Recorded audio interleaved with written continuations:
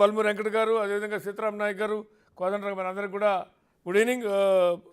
రాకేష్ గారు, అంటే ఈ భూములు రెండు అంశాలు ఇక్కడ. ఒకటి, అది సుప్రీంకోర్టు జడ్జిమెంట్ ఆధారంగా అది ప్రైవేటు వ్యక్తులకు చెల్లదు, ప్రభుత్వానికి చెల్లుతుంది అనేటువంటిది. దాంట్లో ఒక ఆ ఏరియా అంతా కూడా ఇప్పటికే ఐటీ అదేవిధంగా ఇతర అభివృద్ధికి సంబంధించినటువంటి ఏరియా ఉంది. అక్కడ ఉపాధి అవకాశాలు మెరుగుపరిచే దానికోసం ఇతర ఐటీ కానీ ఇతర పరిశ్రమలు కానీ ఏర్పాటు చేయాలనే ఉద్దేశంతో దాన్ని ప్రభుత్వం సుప్రీంకోర్టు తీర్పు తదనంతరం బౌండరీస్ నిర్ధారించి దాన్ని చదును చేసి అక్కడ ఏదైతే ఐఐసి కేటాయించేటువంటి ఇండస్ట్రీస్కి కేటాయిస్తాం అనేది ప్రభుత్వ ఆర్గ్యుమెంటు. ఇక అది మా భూములు అనేది విద్యార్థుల యొక్క ఆర్గ్యుమెంట్. ఎలా చూడాలి దీన్ని? Sir good evening. Sir good evening PV గారు, ప్యానెల్లో ఉన్నటువంటి ఎమ్మెల్సీ ప్రొఫెసర్ కోదండరాం గారికి, అదేవిధంగా మాజీ ఎంపీ సీతారాం నాయక్ గారికి, ఎమ్మెల్సీ బల్మూరి వెంకట్ గారికి, శ్రీనివాస్ పివి సీనన్నకు, అదేవిధంగా బిగ్ టీవీ ప్రేక్షకులకు అందరికి కూడా రంజాన్ శుభాకాంక్షలు. గుడ్ ఈవినింగ్ సార్ అందరికీ. ఫస్ట్ ఆఫ్ ఆల్ 1969లో తెలంగాణ ఉద్యమం మొదలైనప్పుడు ఆ రోజుల్లో ఇందిరాగాంధీ గారు ఒక నిర్ణయం తీసుకొని రెండో అంశంగా ఉన్నటువంటి ఈక్వల్ ఎడ్యుకేషన్ అనే దాంట్లో మనకు సెంట్రల్ యూనివర్సిటీ కేటాయించడం జరిగింది సార్. కేటాయించిన క్రమంలో సెంట్రల్ యూనివర్సిటీకి 2500 ఎకరాలు ఎడ్యుకేషన్ పర్పస్ అని చెప్పేసి ఆ రోజు రాష్ట్ర ప్రభుత్వం కేటాయించడం జరిగింది. ఆ రోజు అగ్రిమెంట్ జరిగింది. ఎందుకంటే మనకు అప్పటి నుండి ఇప్పుడు కూడా ఉన్నది కాంగ్రెస్ పార్టీ, అప్పుడు 69 మూవ్మెంట్ ఉన్నప్పుడు కూడా కాంగ్రెస్ పార్టీ, కాబట్టి 1972లో అది కేటాయించడం జరిగింది.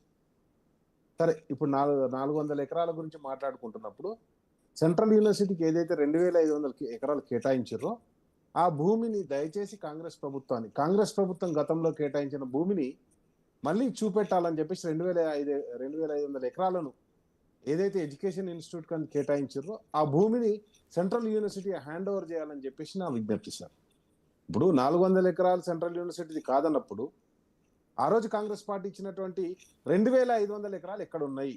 ఆ 2500 ఎకరాలు హెచ్సియుకు హ్యాండ్ ఓవర్ చేస్తే దాని ద్వారా అది ఎవరు ఏం క్లెయిమ్ చేసినా కానీ తప్పకుండా దాని గురించి ఆర్గ్యూ చేసుకోవచ్చు. నెంబర్ 1. నెంబర్ 2 వచ్చేసి కోర్టులో కేసు గెలిచాం. ఎవరు గెలిచారు? ఎవరి గురించి గెలిచారు? ప్రభుత్వమే కేటాయించింది ఆ భూమి, ప్రభుత్వ భూమి అని. కాబట్టి ప్రభుత్వ భూమి అని క్లెయిమ్ చేసుకున్నారు. అంతే తప్పితే అది హెచ్సియు భూమి కాదు అని చెప్పేసి క్లెయిమ్ కాదు కదా. అక్కడ జరిగింది ప్రభుత్వ భూమి, అది కాదని ఎవరు చెప్పట్లేదు. కానీ హెచ్సియు కేటాయించినటువంటి భూమి, ఈరోజు ఏ విశ్వవిద్యాలయం ఉన్నటువంటి భూమి కూడా అన్ని భూములు ప్రభుత్వ భూములే, కానీ ఆ విశ్వవిద్యాలయాలు కేటాయించడం జరిగింది. మనం చూస్తున్నాం కాంగ్రెస్ పార్టీ ఏర్పడ్డప్పటి నుంచి ఆల్రెడీ ఏదైతే పాత ఎన్జీ రంగా యూనివర్సిటీ ఉండేనో, అగ్రికల్చర్ యూనివర్సిటీ ఉండేనో, అగ్రికల్చర్ యూనివర్సిటీ భూములనేమో హైకోర్టు కేటాయించారు. ఈరోజు హెచ్సియు భూములనేమో అమ్ముకుంటామంటున్నారు. రేపు పొద్దుగాల తెలంగాణలో ఉన్న అన్ని యూనివర్సిటీల భూములు అమ్మేటువంటి పరిస్థితి కనిపిస్తుంది సార్. దయచేసి మేమంతా విశ్వవిద్యాలయాల్లో చదువుకున్నాం, ఆ విద్యాలయాలు మాకు బోధన చేసినాయి, మమ్మల్ని ఈ స్థాయికి వచ్చినామంటే ఆ విశ్వవిద్యాలయాల్లో చదువుకున్నందుకు సార్. ఈరోజు దీనిలో కూర్చున్నటువంటి దాంట్లో నిజంగా కూడా నేను ప్రొఫెసర్ కోదండరాం గారు ఉస్మానియా విశ్వవిద్యాలయం ప్రొఫెసర్గా పనిచేశారు, సీతారాం నాయక్ గారు కాకతీయ యూనివర్సిటీ ప్రొఫెసర్గా పనిచేశారు. వాళ్ళిద్దరితో కూడా నా రిక్వెస్ట్ ఏంటంటే, బల్మూరి వెంకట్ గారు ఎన్ఎస్ఏ ప్రెసిడెంట్ చేశారు. ఆల్రెడీ అక్కడ ఉన్నటువంటి హెచ్సియు ఎన్ఎస్ఏ దాన్ని వ్యతిరేకించింది. కాబట్టి నేను ఏమంటున్నానంటే ఆ 2500 ఎకరాలు ఏదైతే కేటాయించారో హెచ్సియుకు, ఆ భూమిని దయచేసి రాష్ట్ర ప్రభుత్వం, రేవంత్ రెడ్డి గారి ప్రభుత్వం హెచ్సియు హ్యాండ్ ఓవర్ చేయాలని చెప్పేసి బిగ్ టీవీ ద్వారా విజ్ఞప్తి చేస్తున్నాను సార్. రైట్. మనతో పాటు బల్మూరి వెంకట్ గారు.